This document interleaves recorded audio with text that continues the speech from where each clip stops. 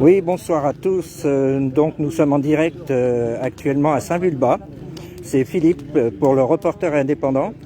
Donc nous avons appris que les paysans sont venus pour bloquer le centre de distribution de Carrefour à Saint-Vulbas. Donc je suis avec un des représentants. Je vais le laisser se présenter et nous dire pourquoi vous êtes là et quels sont, si vous souhaitez rester longtemps, quelles sont les revendications, qu'est-ce que vous souhaitez obtenir et si vous avez un rendez-vous avec les représentants de Carrefour, s'il vous plaît. Ok, donc Gilles Brenon, je suis secrétaire général de l'FDSOA de l'Ain. Je suis agriculteur aussi, bien sûr, éleveur. Et aujourd'hui, on est là pour au minimum 2 jours, mais normalement 3 jours.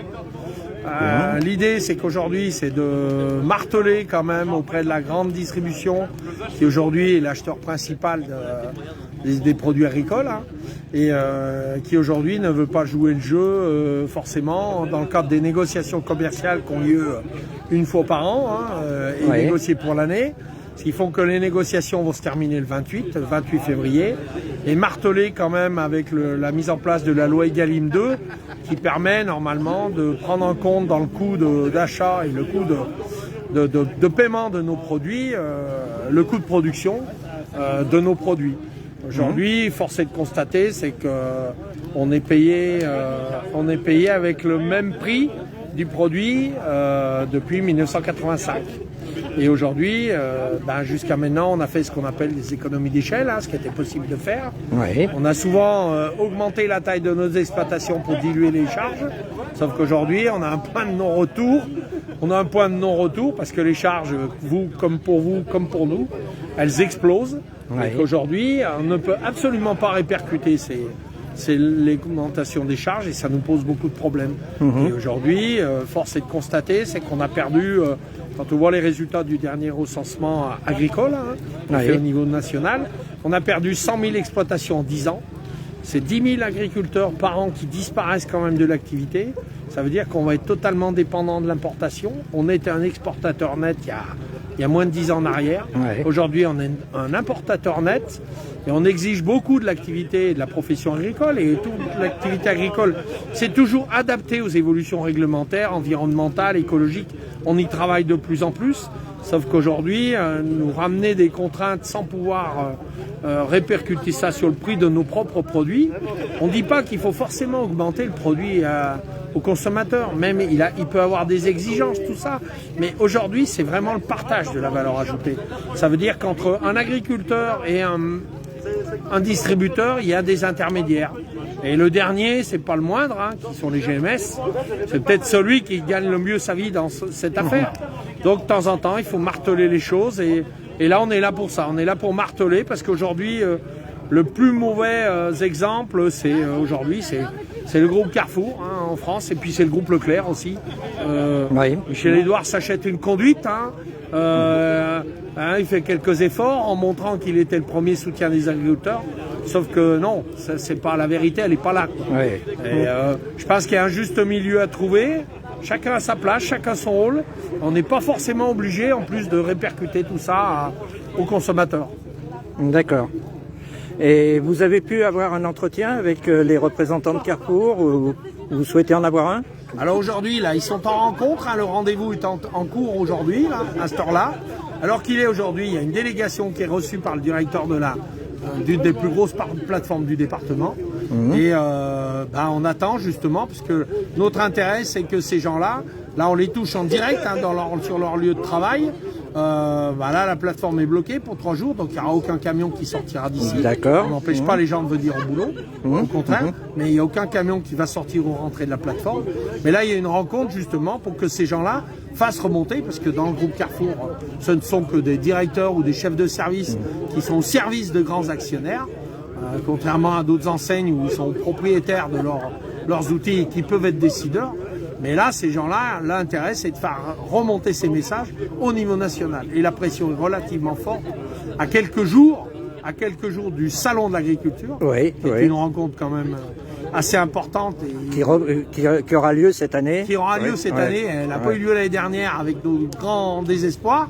et qui a un lieu cette année, qui relance quand même cette rencontre entre le consommateur et le producteur, ce qui nous paraît très très important, d'expliquer ce qu'on fait et de le montrer. Et les négociations, c'est maintenant qu'on doit la mettre la pression, parce que passé le 28 février, ça sera fait pour l'année complète. Oui, d'accord. Ouais. Et là, donc, vous bloquez complètement les sorties des véhicules, des camions. Voilà. Aujourd'hui, cette plateforme-là, qui aujourd'hui est une plateforme qui est capable de réceptionner et de vider, de transférer plus de 700 camions par nuit. Aujourd'hui, il n'y a pas un camion qui va rentrer et pas un qui va sortir. D'accord. Bon, très bien. Et donc, vous pensez rester 3 jours Oui, voilà. Normalement, c'est prévu. On a prévu dans les règles de rester sur place jusqu'à vendredi 17h. Mais suivant l'avancée des discussions et des négociations, nous, on est toujours prêts parce qu'on a notre activité, on a notre vie. On doit s'organiser sur nos exploitations pour s'occuper de nos animaux. Il y a des rotations qui s'organisent pour que chacun puisse faire son boulot quand même. On préférerait rester chez nous à cette heure-là. Bien sûr. Et vous, bien comme sûr. nous, on serait mieux chez nous. Bien sûr. Mais bon, il y a un temps pour tout. Et c'est le moment. Parce qu'en plus, on va avoir, comme je disais, le salon de l'agriculture, où tous les candidats aux élections présidentielles vont venir serrer des mains, comme on dit.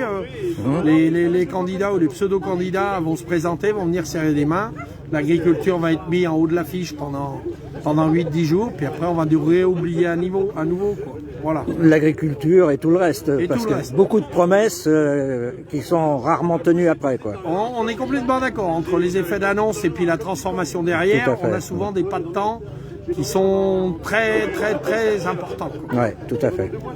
Et aujourd'hui, le consommateur, le producteur et toutes les entreprises, quelles qu'elles soient, l'effet Covid, il a son rôle, mais il n'a pas que son rôle.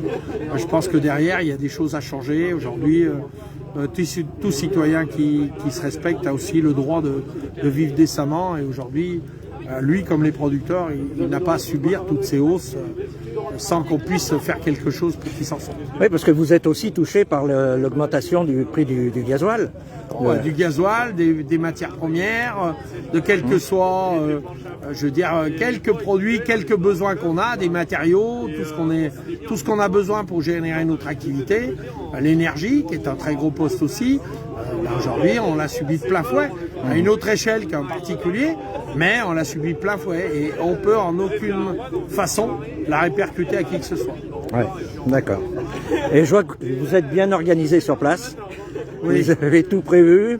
On est des gens qui sommes des aguerris quand même de ces actions. Ouais.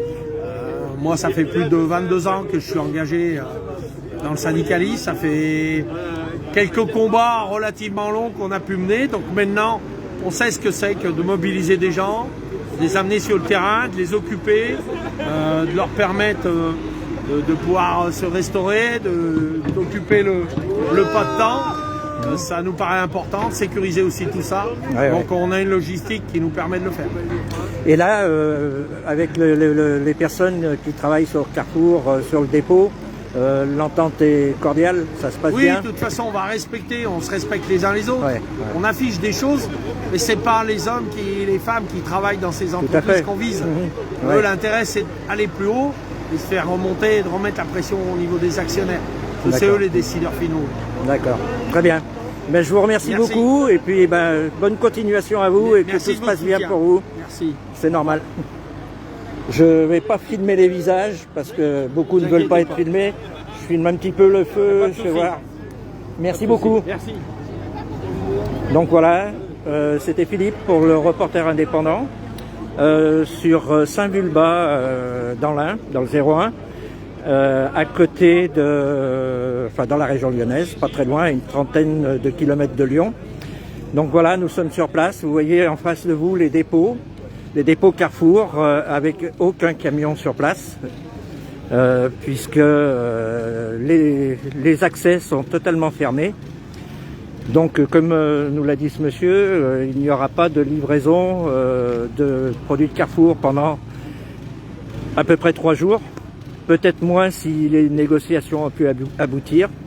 Donc voilà, ils ont monté une tente. Il y a vraiment tout ce qu'il faut pour eux. Voilà.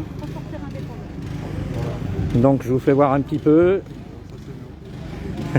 Avec des collègues qui sont venus avec moi. Donc vous voyez, des tracteurs Je veux pas tout filmer non plus, je veux pas faire voir d'immatriculation, de choses comme ça, c'est pas le but. Et puis non plus les visages, pour pas déranger les gens qui ne souhaitent pas être vus. Donc voilà. Donc c'est Philippe pour le Reporter Indépendant, en direct de Saint-Vulbas, devant les dépôts Carrefour. Voilà. Donc je repasserai peut-être demain dans la matinée, si je peux, pour refaire un petit direct si c'est possible. Donc voilà. Je vais vous laisser, vous souhaiter une très bonne soirée. Je regarde un petit peu les messages avant de couper. Je pense que le live, bien sûr de nuit c'est pas évident. Vous voyez, il y a quand même beaucoup de tracteurs hein, qui sont un peu alignés sur toute la route là, pour prendre la relève ici. Et je les filme de loin. Beaucoup de monde sur place. Donc action des agriculteurs qui bloquent le dépôt de Carrefour à Saint-Vulbas dans le 01. Voilà, bonne soirée à vous et peut-être à demain. De toute façon, je serai demain soir à Lyon pour un live aussi, certainement sur le soutien aux Canadiens. Nous serons devant le consulat canadien à Lyon demain à partir de 18 h. Donc si vous voulez nous rejoindre sur place, n'hésitez pas. Voilà, je vous souhaite une bonne soirée, une bonne nuit et à très vite.